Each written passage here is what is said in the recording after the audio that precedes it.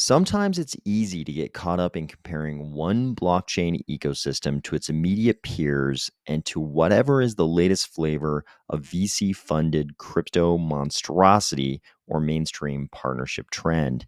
But those lines of thought can lead you to forget about the most important thing in crypto, that is, the eternal battle against time. The right amount of VC funding and a little influencer marketing magic can seemingly turn any new blockchain into the latest Solunavax or Aptosui, but it doesn't seem to help them in the war against Father Time. They all seem to fade not so gracefully into a slow death by irrelevance, slipping lower and lower down the crypto charts once the VCs have cashed out and marketing budgets are dry. Cardano took a very different road where we seem to lose nothing and only get stronger, even over the course of a half decade in the top 10. Ready? Let's go.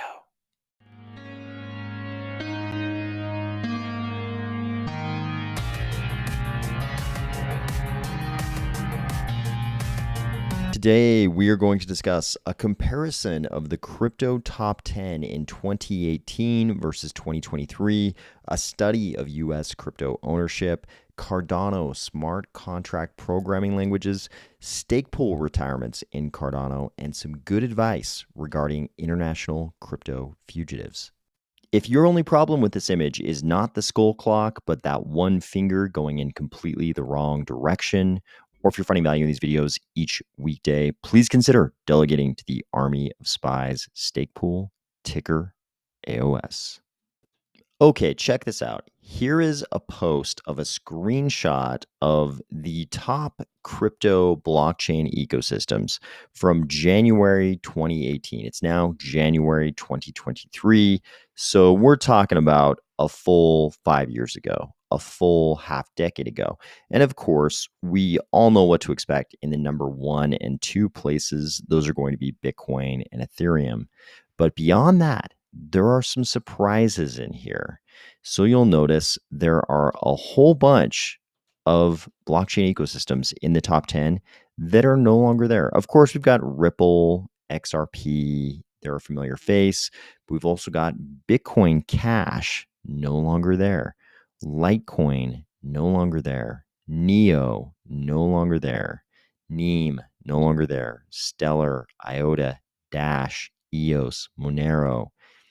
We can go clear out to number 13 and we find a bunch of blockchain ecosystems that are no longer occupying the high places they once did.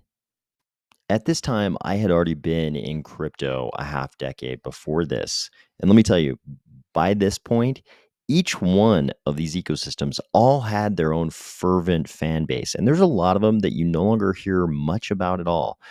What have we got in the rest of this list? We've got Ethereum Classic, Bitcoin Gold, Icon, Qtum, Lisk, Rayblox, Omise Go, Ardor, and check out that Tether market cap. 1.7 billion, just 1.7 billion in Tether this time. You can see the stable coins were not a big deal at this time. But look at all these other ecosystems in between the top 10 and the 23 spot that the screenshot goes to. And a lot of these ecosystems you never hear anything about. And if we address just the top 10, of course, the top 3 are pretty familiar faces here. And Cardano is a very familiar face. And if you look at the current top 10 crypto ecosystems, you're going to notice something. In January of 2018, almost exactly half a decade ago, Cardano was in 5th place in terms of market cap, and ahead of it were just Bitcoin Cash, Ripple, Ethereum, and Bitcoin. Here's the top 10 today in January 2023, and immediately you notice Cardano is in 8th place. But if you remove the stable coins, if you remove Tether, USDC, and Binance USD, and then you swap out BNB for Bitcoin Cash, you've got almost exactly the same list. And you're left with Bitcoin, Ethereum, it would be Bitcoin Cash if you swap it for BNB, XRP labeled Ripple in that other chart, and then Cardano. Cardano's in exactly the same place if you swap out Bitcoin Cash for BNB and you remove the stable coins. You know who else retained their spot?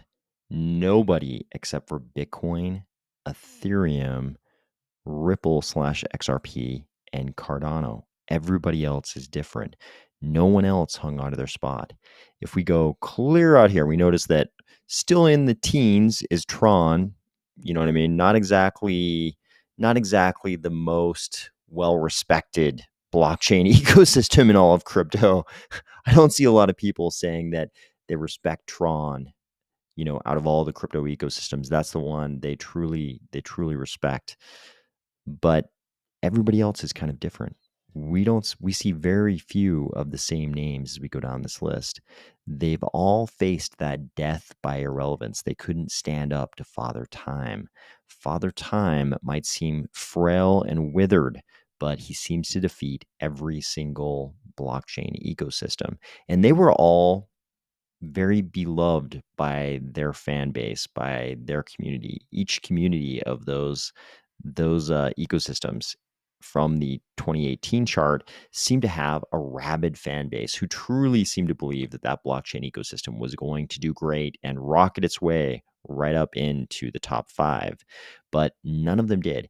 Not only have they not achieved top 5 status, but they seem to have just fallen further and further down the charts. And I don't think this is a trend that is going to be sort of just in this 5-year period between 2018 and 2023. I think this is something that's going to keep happening. We'll keep seeing these new blockchain ecosystems sort of appearing and then melting away once the VCs have come in, made their money, and gotten out. They just sort of disappear. They fade into the mist, and they just slowly fall down the charts. So what does give you this staying power? Why are some of these cryptocurrency ecosystems so strong in that battle against irrelevance? It's really a matter of long-term planning and fundamentals. If you think about Bitcoin and Ethereum and Cardano, these are cryptocurrency ecosystems that were built not for a quick VC flip. The whole purpose of the blockchain was to build an alternate economic system. They really were intended for that purpose, and they really were built to maximize decentralization. Although, as we've talked about many times on this channel, Bitcoin and Ethereum kind of flagging in that regard. And XRP/Ripple, we don't know how that case is going to turn out. We don't know how they're going to do versus the SEC here. Obviously, there's still a lot of optimism in that community, but we don't know how that's going to turn out. So we don't know what the future looks like for that particular ecosystem. But you can say for the rest of these, Cardano, Ethereum, and Bitcoin, obviously Dogecoin definitely has the benefit of the Elon halo effect right now. But the rest of these, Cardano, Ethereum, and Bitcoin, they were built for decentralization. They truly were built to be alternate economic systems that, the founders, the architects of those ecosystems really were trying to change the world. And that hasn't been the case with a lot of later crypto ecosystems. So what comes next for Cardano and the rest of the large cap crypto ecosystems? What comes next in terms of adoption? That's what we're all curious about. And this study, including a bunch of survey results, gives us a few interesting little clues. So if you look here, cryptocurrency ownership, share of US adults who say they own crypto. Right now, October 22, we're standing at 19%, which is pretty much the same as we saw at the beginning of 2022, 19%.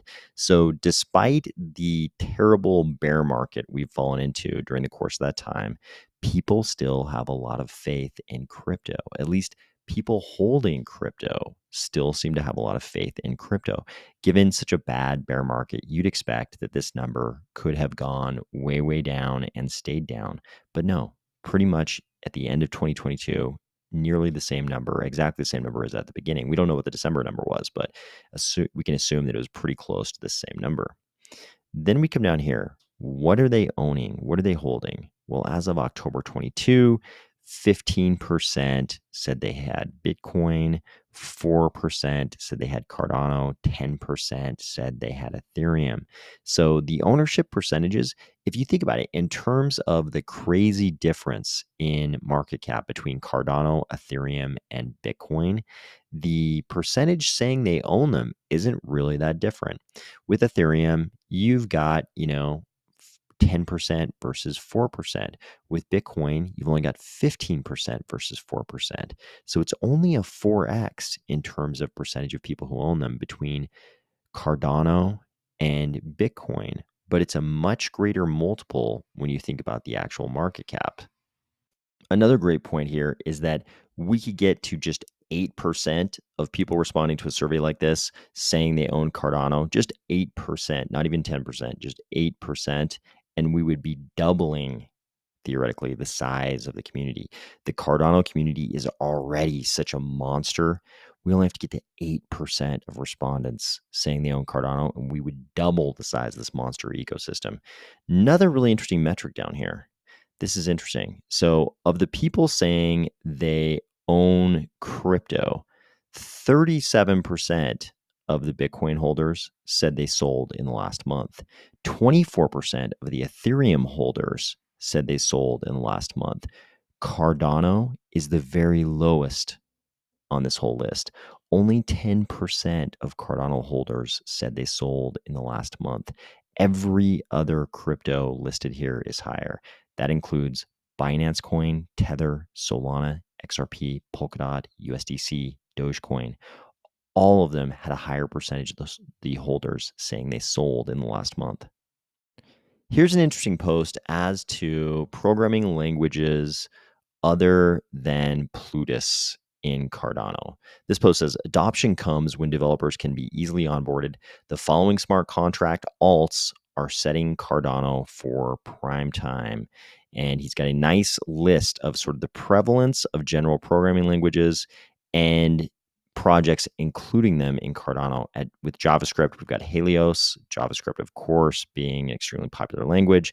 Coming down the list, another very popular language, Python, Eopson, TypeScript, Plutus, and of course, Midnight, that we've talked about before on this channel. Coming down here to Rust, not as widely adopted language, but a very, very well-respected one. We've got Aiken in Cardano. So it looks like Cardano is, this chart doesn't even include Midnight. Of course, these are sort of third-party projects, but it's looking like Cardano is going to be just fine. If you look at this list of popular programming languages, Cardano has got some very good ones covered already. Maybe not totally covered already, but at least we're working on it. Here's Stake with Pride with kind of an alarming stat, but it's good to know about this. So last year, toward the end of the year, just before New Year's, we had 25 Cardano pools retire in a single epoch. You can see that right here, a big giant spike. So this is, the decentralization of our block validators is sort of the most high profile ongoing struggle in Cardano.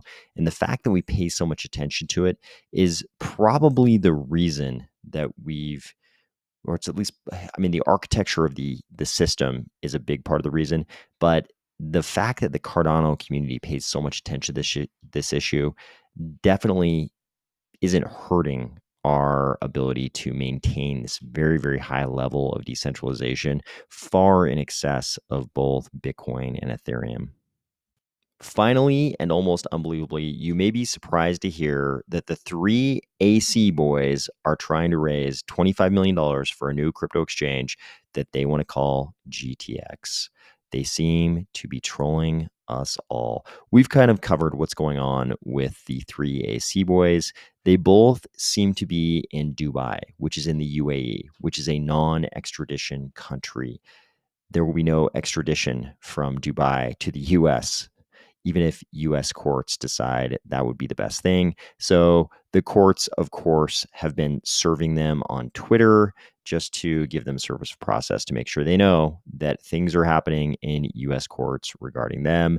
But instead of tending to those matters inside the US, they seem to have been remaining in other parts of the world and trying to raise this money.